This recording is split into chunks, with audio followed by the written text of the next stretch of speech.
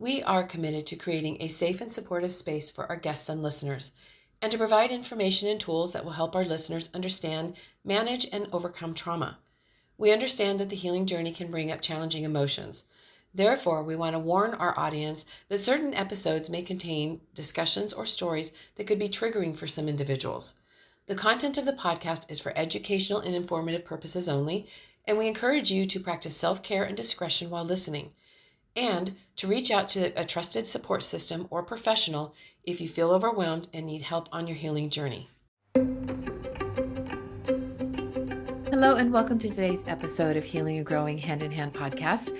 I'm your host, Lisa Tickle, and today's guest is Don St. John. He is a therapist, a teacher, and an author. And the book that he has written is called Healing the Wounds of Childhood and Culture, an Adventure of a Lifetime. And our subject today, we actually have a couple subjects we're going to be talking about. One is the difference between role awareness and self-awareness, which was very, very interesting. And then the other thing is we touch on codependency. So let's get started. Well, welcome, Don. Thank you for being a guest on my podcast today. Why don't you tell us a little bit about yourself first?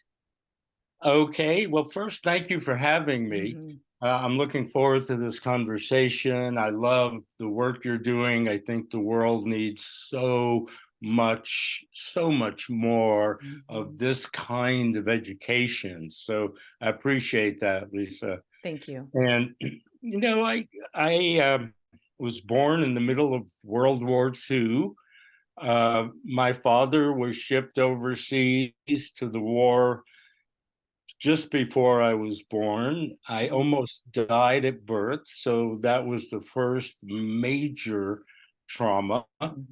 And, then for the next 15 years or so, I like to somewhat facetiously say it got worse from there. And what I mean by that is my mother, who loved me dearly, and I could feel it, had very low frustration tolerance and very poor impulse control, and she would lose it and start swinging. She even bragged that, she gave me my first slap in the face when I was 11 months old, not years. 11 months. Oh. And, it gradually became a daily ritual. So there was a great deal of terror in my body, as well as a whole lot of longing for that connection with that woman who was such a force, she was a force of nature, So those two impulses wipe each other out, and the result is a frozen human being. That's how I was, kind of frozen, poorly in touch with myself, incapable of feeling any real feeling or even my body as such.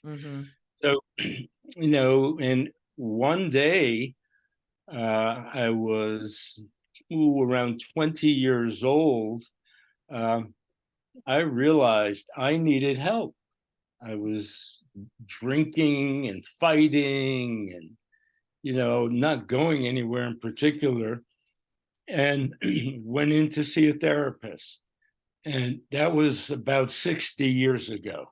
Wow. And it's been an amazing journey ever since. I mean, what I have experienced, I've called an adventure of a lifetime, because, from being almost incapable, excuse me, of a real connection, my work now is all about intimacy, emotional intimacy. My marriage of almost 40 years goes deeper and deeper, and it's still alive. It's still erotic. It's still deeply emotional, and it's like, wow. And I teach fluid movement. I, who couldn't feel my body And as who a is frozen, 20-year-old. right? And someone who is Yeah, frozen, it right? was frozen, Mm-hmm. literally. It was Mm-hmm. incapable, Now teaching fluid movement. So, Nice. yeah, yes. Hmm. Where was your dad when all this was going on, when you were growing up? You were talking a lot about your mom. Was your dad, because so he was in the service, so he wasn't around maybe? No, well, he returned when I was 2, Mm. but the tension between them and just tension in a household, Mm-hmm. conflict can be enough to be traumatic Yes, without everything else that I experienced. I agree with that because I experienced that. It's just like that constant, steady tension and stress and strife. Nothing has It's to be said, but you scary. can feel it. You can feel it Mm-hmm. exactly. So my mother kind of used me as a pawn against him. Mm. And he and I, well, we hardly spoke to each other. Mm-hmm. Mhm. He was a kind guy in some ways. He rarely ever raised his hands, but he never stopped her for sure. So he didn't protect you. He didn't And protect you. not at all. Mm-hmm. Not at all. And I won a very important interschool catechism contest once, and I brought home the gold medal and I showed it to him. He said, take it down to Charlie's Delicatessen, give him a dime, he'll give you a cup of coffee. That was his response. I won it again the next year. This time I was smart enough not to show it to him. Mm. So Yeah. that's my father. That was my Yeah. relation with him. I can understand it now. Yeah. After 60 years Mm-hmm. of probing my depths, I can understand he didn't have the resources, the Mm-hmm. capacity. Yeah. I felt tender towards him as an adult. Mm-hmm. Yeah, I know. Because it's interesting that you mentioned that because over the last couple of years, I've kind of put the story together about my mom because I didn't know hardly anything about her at all.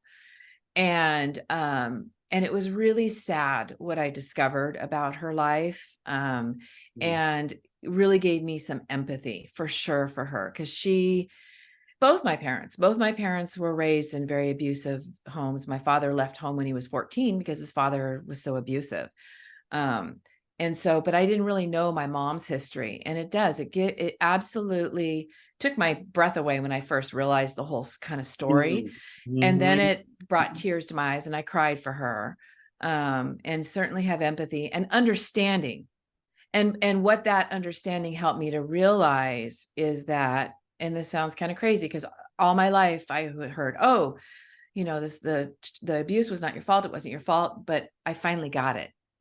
It really wasn't my fault. That helped me really understand why it was happening.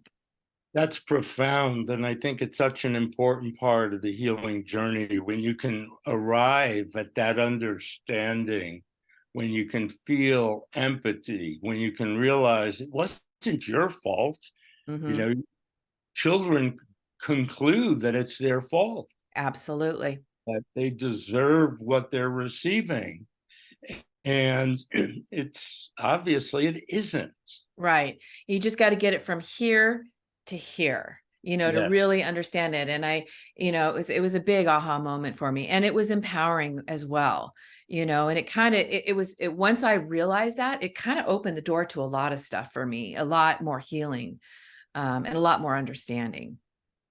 And I think it's so important in our world today to understand that just about every major problem we face has its roots in trauma of one Mm-hmm. kind or another, whether Yeah. we're talking about chronic illness, whether we're talking about violence, addictions, anxiety, depression, mental health issues, stupid politics. Yeah.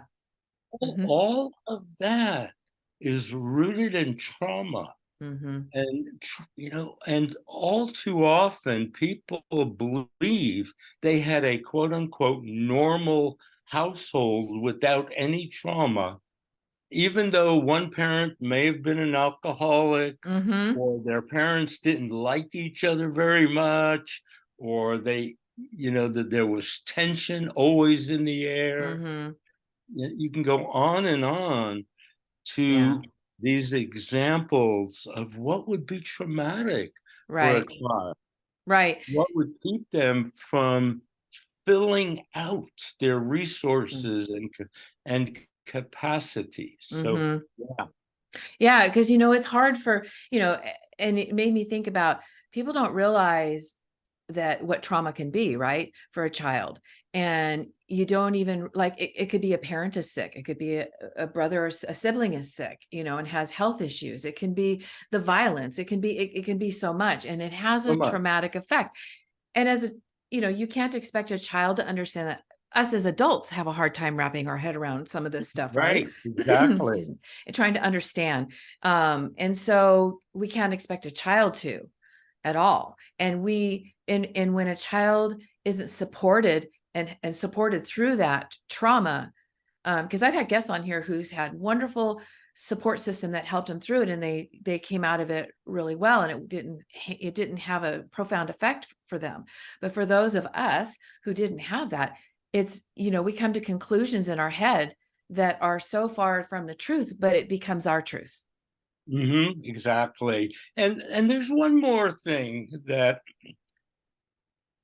the reason I titled my book, Healing the Wounds of Childhood and Culture, is that I believe that even in fine homes where there isn't conflict, where there isn't violence, where there's attention and care, we live in a culture that doesn't recognize the supremacy of connection as a human requirement. We put so much emphasis on achievement, on production, that we don't realize that being and connection to ourselves, our Yes. bodies, nature, each other, those Mm-hmm. the universe, if you will, Mm-hmm. that sense of belonging. Yeah. Those, Put the phone down too, right? I'm sorry, say it Put again. put the phone down as well, right? Yeah, Put the yeah, phone down. Have dinner time with your family, with each yeah, other. yeah. Yeah, the connection is really important. Well, I've got a question for you because you have in your profile, and I thought this was really interesting. You talk about relationships in transition from role awareness to self-awareness. And everybody knows by now that I talk a lot about self-awareness and how important it is. So what do you mean when you say relationships in transition from role awareness to self-awareness?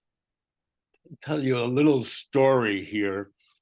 My very first public lecture that I gave in the early 1970s, I Mm. titled that Okay. Relation, and it's still relevant to this day. And the way I started that lecture was that when my grandparents, who came from Italy, met in New York in their late teens and got married. Mm-hmm. When they came together to get married, there was a little bit of a courting ritual. They got married, and then they knew from that point forward what they were to do. Okay? The roles were clearly defined. They never Mm-hmm. asked themselves or each other, are we really communicating? So Are was we it culture? satisfied? They fulfilled their roles. It was clear. And since then, people have very different expectations of what a marriage is supposed to provide: Mm-hmm. intimacy, communication. But that's based on self awareness. Mm-hmm. And, you know, there's a conflict often between role expectations and what's meaningful and real for the person. Mm-hmm. And to be able to discern that, to engage this process that I call a healing journey, is to plummet the depths of our souls, to know them, to know ourselves Mm-hmm. in a very real way, to know our bodies, to know our yearnings, our desires, okay? And to be able to communicate from our hearts. Yeah.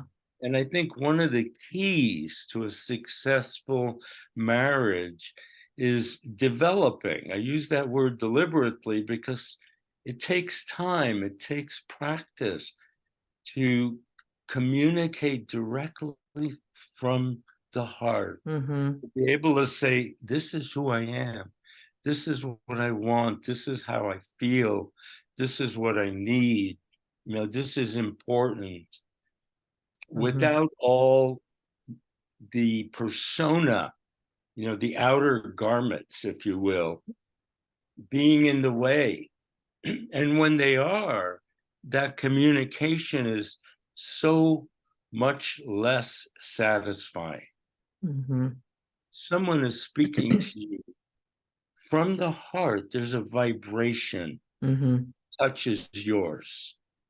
And whether you agree or disagree, Mm-hmm. whether you want to go in the same direction or not, you can feel that vibration. And it's meaningful. Mm-hmm. It's touching. It's satisfying. It's It's coming from the full. deep It's core. full. It feels full, right? Yes, yes, Mm-hmm. yes. Mm-hmm. Exactly. Exactly. Okay, so from the role awareness to the self-awareness, it's more of role awareness would be kind of like disingenuous. Yeah, it's like, this is what I do. This is what you do. Surfacey. Oh, I see. Okay. Perfect. It's I see. not necessarily disingenuous, but yes, in the sense of not being aware of Mm-hmm. one's deeper needs, longings, desires, hopes. Okay. Yeah. Not necessarily, not deliberately Mm-hmm. disingenuous. It's like staying on the surface. Right. Right. Don't go deep. Don't go deep. Don't go deep. Yeah. And that's how my first marriage was for sure. And it was just because I was in absolute survival mode, and going deep was scary. Going deep was Mhm. very scary. And, we both came into the marriage with our stuff, and, and so As we it all what, do. yeah, we all do. And, the marriage I'm in now, it's very much that, and we can have those uncomfortable conversations because it can be uncomfortable, Absolutely. but the and communication it's such an art, and it's something that you always have to work on. When you think, there's times I think, no, I said that, I know I communicated it, and yet he may have heard it different, right? Absolutely. Yep. So that's very interesting. So how do we do that? So what suggestions do you have? Because it's scary. I mean, you have to have a safe place, first of all, right? Right. Create a safe place. Well, it's a journey, Lisa, and it's a wonderful journey. It's aiming towards arriving at a beautiful place Mhm. where, even if you sweat a little bit, you know that you can have that difficult conversation. You Mhm. know that you can get angry and it's going to be okay. It's not going to end the relationship. You're not going to be abandoned. You're not going to be Yeah. overwhelmed. Okay. That's that trust. And okay, you start out by knowing where you want to go, or having a sense of where you want to go. For example, with a metaphor, we want to go to the lake that sits on top of that mountain. It's 4,000 9,000 feet elevation. It's 4.5 miles. There's going to be some rugged terrain. So you have a map, you study a little bit, you start to learn about it, you know, and you start out. You start moving in that direction. And you encounter along the way. I mean, this, as I'm saying this, I'm remembering Joseph Campbell and his hero's journey. And I'm suggesting you can do that in relationship. It's a hero's journey. You don't know what you're going to encounter. If you're honest with each other, if you can tolerate some discomfort, if you can gradually peel away the layers of protection to reveal yourself more transparently, more sincerely. Okay. Yeah. Yeah. Interesting.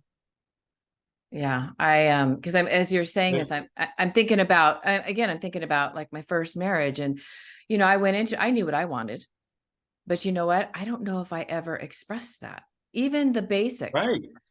I mean, we talked about, having a family. We did talk about that for sure. We both wanted that. I wouldn't have married him if he didn't want children. But it didn't go deep. And I'm just sitting here thinking, it just seems so simple, but especially when you're moving into a direction of getting married and, beginning a life together, it is important to sit and express, first of all, to know what it is you want, right? So I knew the basics of what I wanted, but I had no idea how to go about that.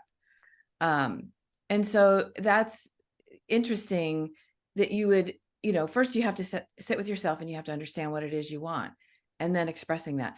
And for me, even if I knew what I wanted, I don't think I would have expressed it, because I, for years, didn't have a voice, not an appropriate voice. Let me rephrase that. You had a voice, right? I had a voice, and it was really ugly for a long time, right? And I could be vicious. I have long since overcome that, but that's how it would come out. Well, who's going to listen to that, right? I'm kind of going through this, as you can see, right? And understanding this. So let me complexify this a little bit, because on one hand, it is simple. On the other, it's not easy. Right. And it's not easy because often we don't know. In a situation like you just described, you may be craving a sense of safety in a relationship. You may never, and I'm speaking hypothetically, I don't know, but you may never have had a safe relationship with either parent. And that's often it's often the case. And if the listener wants to know, did I have a safe relationship with both my parents? You can ask, was I able to share my experience with them?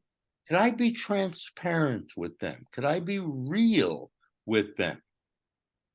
And if the answer is no, okay, there was some degree of being unsafe in that relationship. So, okay, and then you meet the man you're going to marry, and usually the person, especially the first time that you choose, is exactly who you need to work out the issues that you hadn't worked out as a child. So true. You're still longing for that safety, or that acceptance, or that acknowledgement. We're craving those things, often not knowing that that's what we're craving. You see how challenging it could be, and why it's a lifetime's work. It's a journey. It really is. I know. And I'll tell you that the two things that I was looking for was love, because the very parents you described was the very parents that I had. And so I didn't have a safe place in my home. My safe place was in my bedroom, as long as no one was in there. Right. And so I did, I was looking, I didn't feel loved. I'm not saying I wasn't loved. I didn't feel loved. And so I was on a hunt. And, my first husband, I loved him. And I also had a fear of abandonment. Mm-hmm. So I'm not going to rock that boat. Right. So I finally found Right. somebody that will love me. I finally found and this has nothing against him. This is 100% me. I finally found someone that loves me. Right. And I can't rock the boat because he might leave me. Right. So that's how I lived a 30-year marriage. That's a dilemma. It is a dilemma. It was, and it wasn't good for him either. No, of course not. He triggered No. me all the time. I triggered him all the time, Yeah. And it wasn't, and we had that strife. As a matter of fact, I apologized to my son recently for raising him in a home where we were screamers. Mm. Fortunately, I didn't scream at him, my son, Mm. but You're it's not, fortunate in that sense. yeah, it's not, and so I, because of those two things that were so important to me, being loved and not being abandoned, I compromised a lot in my life. Yeah. And then I was in survival mode. So I was just getting through every day. Yeah, and that's also a definition, if you will, of codependence. Totally. See? Totally. Yeah. It was bad. Because, you're stuck in that Mhm. dilemma. It's a You're, cycle. You see the cycle too. oh, yeah. You Yeah. see it. I would sit back. Both he and I would see it. And it's the craziest thing. You see it and then you're like, but what do we do to stop it? Mm. And, I appreciate, Lisa, how you accept responsibility for it and not blame him. Mm-mm. And I think that's one of the hallmarks of growth. That's a big step when you take yourself out of that victim mentality, Mhm. believing he did it to me, he did it to me. Mhm. There's nowhere to go when Mm-mm. you're in that place. And to Yeah. recognize, that was me, I'm writing this story here. Mhm. I'm Mhm. the author. That's a huge step, and it's freeing. Oh, it is so freeing. Oh my goodness. And I'll tell you, I lived the victim mindset for years. Nothing was my fault. I was a childhood abuse victim. And so, it's so funny. I just remember in the back of my mind having this mindset that I was an abused victim. So everybody has to be nice to me. It's so interesting what your mind will do. And I absolutely was in that victim mindset. And for years, I absolutely blamed everything on him. It was all his fault. And I just was constantly in this place of, when is this going to change? This is crazy. And why does he keep doing this to me? And not looking at it for a lot of years of, what am I contributing to this? And once Yeah. I started to do that, once I sat back and I started going, wait a minute, I'm losing control here, and realizing what was going on, it was really empowering. But it also, my growth, I outgrew the situation, and I had had enough. So impressive to me listening to you.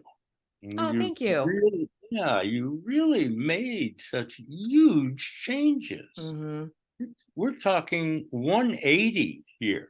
Mm-hmm. Yeah, And, seriously. and I imagine you feel much more free, Mm-hmm. much more empowered, much more real, Confident. Yes. confident. Yes. And these are some of the rewards for embarking on a healing journey. Yeah. And I think, this notion that this person has a disorder, he has anxiety, he needs to be cured so he can be normal. Mm. I think that is such a misunderstanding, Mm-hmm. such a misunderstanding of reality. I Mm-hmm. don't think it works that way. Mm-mm. I think that we need to recognize that we all should be on this journey. We all should be developing towards wholeness. Mm-hmm. These aspects of self, like taking responsibilities, Mm-hmm. sensing ourselves as the author of our lives, recognizing how much more we can connect with Mm-hmm. our bodies, with ourselves, with each other, Mm-hmm. Yeah, I agree. I agree. And, and my life is so different, and it is so much more fulfilling, and it's peaceful, and, and all this, and you said it before we got on the podcast, that, what happened to us in our life, what we can do with it is turn around and pay it forward and help people. Yeah. And the whole idea of this podcast for me was to shorten people's suffering and pain. If I can get something out there that's going to help shorten someone's pain, if they're going to have an aha moment, because those are life changers. When you just have that one little, moment of aha that takes you in a completely different direction and frees Yeah. you from that stuff that's going on in your head. Yeah. Yeah. Yeah. It's a beautiful journey. It is. It really is. Even the bumps, They're part of it. They're they part of are. it. Instead of thinking, why is this happening to me? Why is this happening, for me? Because there's something in it for me to learn. There's something for me to grow, and yes, everybody should be on a journey, whether it's healing or growing. And that was why another reason with this podcast, I call it healing and growing, because it's not just healing. Not everybody needs to necessarily heal, but we all have growth. And when there's growth, there is so many good things that come into your life that you don't even imagine, right? Yes. Yeah.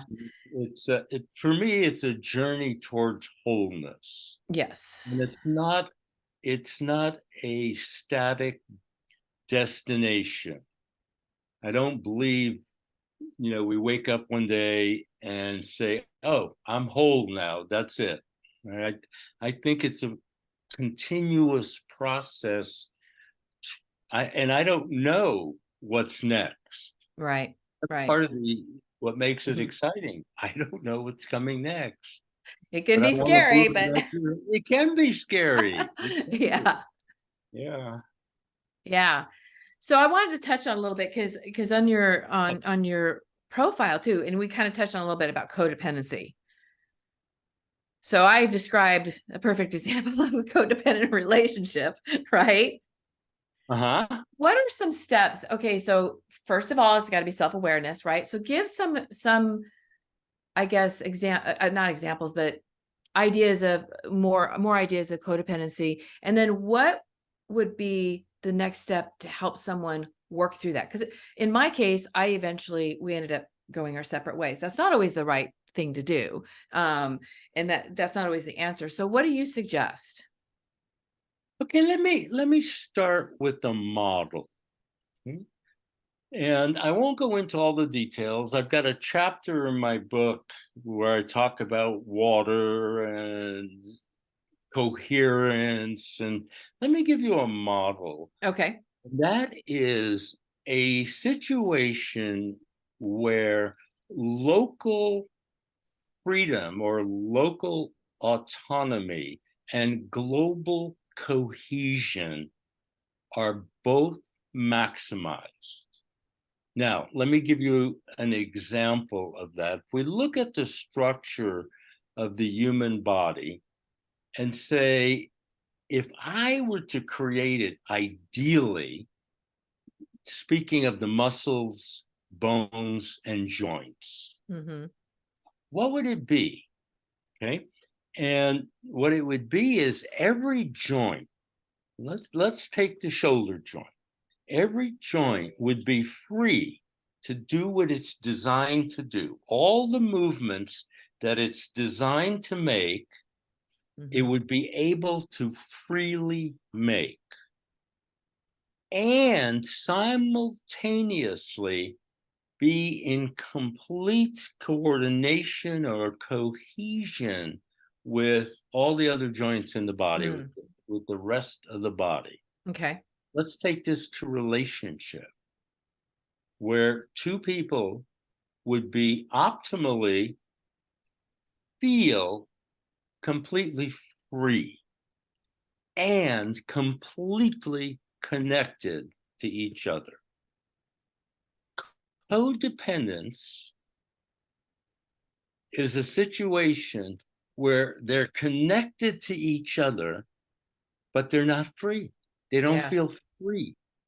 So you gave a perfect example. Mm-hmm. You couldn't use your voice appropriately, you know, and Mm-hmm. experience your freedom, Mm-hmm. which is what it would have taken in your situation, Lisa, because of the fear of Mm-hmm. abandonment, because you already experienced the consequences of abandonment, and Yes. and you experienced it at a time in your life when you did not have the resources to deal with it in an Mm-hmm. effective way. Okay, so you did the best you could, and you learned, to not be authentic, to not Mm-hmm. express your authentic voice in order to stay connected. Mm-hmm. Because without that, you wouldn't survive, and that was literally true. Mm-hmm. 3 years old, what are you going to do? Go to the Mm-hmm. grocery store and buy your own groceries? Right. You're completely dependent. So that carries into your relationship. Mm-hmm. So what there is to do, and he plays his side of the dance. Yes. And what there is to do is for both to find that authentic place inside where you can learn, with help usually, Mm-hmm. you can learn to express your sincere feelings, your needs, in a sincere, non-blaming, not Yeah. intellectualizing way, and hear each other, and gradually have both that sense of autonomy, that sense of freedom, and that sense of closeness. Mm-hmm. Yeah. When I compare what I had and how I behaved and how that relationship is compared to the one I have now, the one I have now is exactly what you're describing. Awesome. Yeah, Yeah. I can And tell. I'm not bragging. It's just, I feel Oh, very blessed. Let me tell you, I'm very blessed. yes, you are. And you did the hard work. Yeah. Yeah. That I wouldn't have him if I hadn't done this work, right. and Yeah. vice versa, because he's done a lot Yeah. of work too. Yeah. Yeah. And so what we're doing right now is inviting all our listeners really engage the journey. Yeah. Yeah. Yeah. And I think one of the best ways to do that, at least start, is journaling, right? Don't you think? I Ask think that's yourself, a great way. ask yourself questions. To me, the best way to journal, if you sit down, you're like, I don't even know what to write. You could just write what's ever going on in your head, right? But you can also ask yourself questions, because curiosity is what's going to help you go deep, right? Absolutely. Right. Absolutely. I think that's a wonderful way to engage the journey. I think, I talk about four different pillars, and one is the body, getting more Mm-hmm. in touch with our body. Mm-hmm. It's not just exercise, Mm-hmm. but there's so much more, and it's out there. If you do the research, it's out there. For example, there's a discipline called continuum. It's a system of fluid movement meditation Mm. that helped me tremendously. you know? And you can look it up. Go to the Continuum Teachers Association. There's another discipline out there called Rolfing, or structural integration, that helps our body be more balanced. And Mm. for example, as someone who was beaten quite a bit when Mm-hmm. I came into adulthood, my shoulders Mm. were pasted to my ears, Yep. and I had to get Mm-hmm. those down. And Mm-hmm. so they're out there. These disciplines are out there. There are good psychotherapists out there who can be helpful. There are courses, relationship courses. There's so many ways. Spiritual, psychedelics, Mm-hmm. psychedelics. Yeah, for some in a very controlled And situation. I 100% believe that. Yes. Yep, exactly. It Mhm. has to be the right, appropriate, legal, the whole thing. Right. But the profession of psychotherapy has begun to see the value of psychedelics. Yes. It has made a huge, especially for PTSD, right? PTSD, absolutely, depression, Mhm. and even things like the fear of dying. Mhm.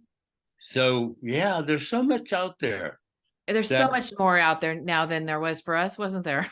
oh, oh, yeah, Yeah, yeah. and I talk about that there just wasn't the protection there for children like there is today. Thank God there's stuff in place today. Hmm. But yeah, that's interesting. Yeah, because I find that the journaling definitely helps me. And sometimes, as crazy as this may sound, sometimes I just talk to myself out loud. Yeah, I have a conversation with myself. And because when words are in here, they can kind of get jumbled up a little bit and create a little havoc. And sometimes when you say stuff, all of a sudden it's disempowered. So some negative thing you may be thinking, all of a sudden you say it out loud. It's like, oh, that's, that doesn't have that much power over me anymore. So I'll have conversations with myself. yeah, yeah. It's a way of clarifying. I've got, oh,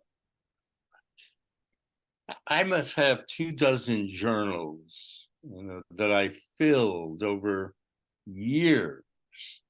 Yeah, that's a lot of years. A lot of years. It's been 50 years. No, closer to 60 years that Do you I've ever go been, back and read them? not too often, no. No, I know. I don't know. I know. Because I have some old ones too. Yeah, yeah. Yeah. Well, this has been most interesting. And I'm really glad that you came on and we talked about this stuff because I can't get enough self-awareness out there. I believe that that's critical for every part of your life and for you to grow.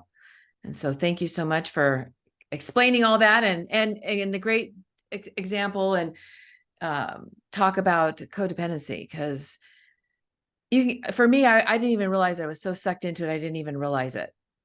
Yeah.